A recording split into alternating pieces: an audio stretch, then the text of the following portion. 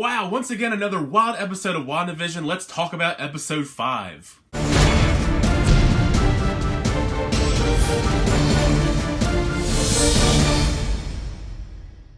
How's everybody? So as I just said, we're now on to episode 5 of WandaVision on Disney+. Thank you as always for checking back and talking about the show each week with me. I love talking about it with you guys. If you enjoy it as well, make sure you leave a like and also subscribe to the channel if you haven't already so you can keep up to date with all of our WandaVision discussions and all of my other movie reviews and channel reactions on the channel as well. Last episode, we got a bit more insight into what's truly going on in this world when it comes to Wanda and Westview. We got the formal introduction to S.W.O.R.D. and also bringing back Darcy to actually help with the investigation into what's going on. Plus, we got a little bit more of that conversation between Monica Rambeau and Wanda before Wanda launches her out of Westview, and the shocking reveal of dead Vision when she turns around before snapping it right back into her reality. What a crazy episode all around. I feel like I'm saying that more and more each week, but this episode was probably the most crazy. We did get back to those sitcom elements, but I do love the 80s. It's the 80s montage. I thought it was hilarious in the homage to the 80s montages that we did see baby pictures of Vision. I thought those were adorable. There's just so many crazy things to cover in this episode. We find out that actually Wanda broke into S.W.O.R.D. and stole Vision's body,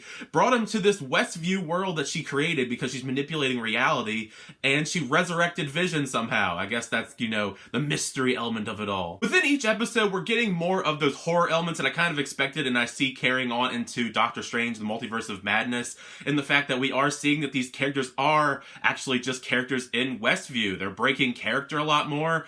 Early on when Agnes stops by, she kind of breaks character and kind of alludes to, being off script if she wants me to do it over again. So it's definitely reality being shifted in that sense where she's manipulating everyone, which is confirmed later on because Vision is in his workplace and he touches a guy, his fellow work guy, and he starts actually freaking out because he's being manipulated. Now he's back to normal for a moment, and he's begging Vision to stop her because she's doing all this terrible stuff to them and hurting them. Within each episode, I'm starting to feel really bad for Vision. I really don't think his outlook is looking too bright coming out of this series because he's growing more and more suspicious, and just with what you saw when it comes to her dragging his body basically out of S.W.O.R.D. into this world, I don't think he's actually going to survive this series, but that's just how I feel at the moment. But he is growing more suspicious each episode, and it does come to a head in this with all of these creepy things that keep happening.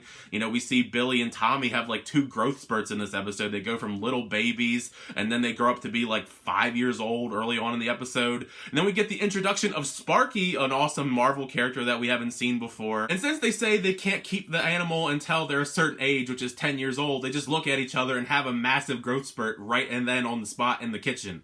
I wish that's how puberty worked, but sadly that is not how puberty works in real life. The episode isn't all Westview stuff though. I do love that we're getting more of the S.W.O.R.D. aspect of the investigation. They are kind of discussing what's going on with Wanda. They go over a case file. We do bring up the fact that she threw crossbones into that building in Lagos back in Civil War. Nice little throwback there to remind us about that. Also, the Lagos paper towels ad later on in the episode just to remind us more about the Lagos, the incident that happened back in Captain America Civil War. They do seem to be running with the narrative because of all of this stuff bringing up her past, that she's a villain and just has never been an Avenger at all. Fortunately, Jimmy Woo is there to remind them that she's actually been a good person the last several years or so. I guess they kind of just forgot about that. They didn't see all the stuff that happened in the previous movies. Stuff like when Monica Rambeau brings up the fact that Wanda almost single-handedly defeated Thanos in Avengers Endgame until he had to rain down fire on himself. There was that fun little nod as well that Jimmy Woo brought up the fact that Captain Marvel kind of hold her own as well. It was kind of a touchy subject though for Monica Rambeau, obvious reasons.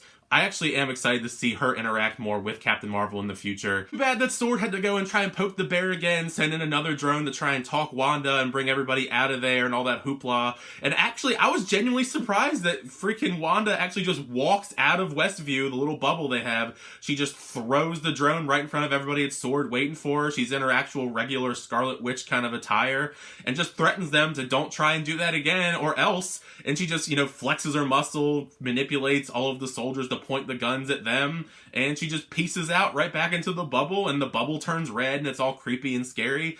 I wouldn't want to mess with Wanda, if I'm being honest. She's obviously very powerful, and I don't know what they're going to do to actually get her out of there and stop her. It's not looking too good. I mean, you already saw their limited plans that they did have, and it's not looking too good for them. Not sure if you guys picked it up, because I thought it was kind of cool as well, is when she comes out of that bubble and she's all angry, threatening everybody. I did notice that Wanda's accent came back a little bit. Not like super duper strong like in previous movies, but there was just a hint of it coming out, which was kind of cool, because the accent has been kind of absent in previous movies. I know know they did explain it a little bit, but I just thought that was a really cool kind of touch they added there. The climax of this episode, because that stuff was pretty crazy already, but then the climax of the episode, Vision's trying to call out Wanda.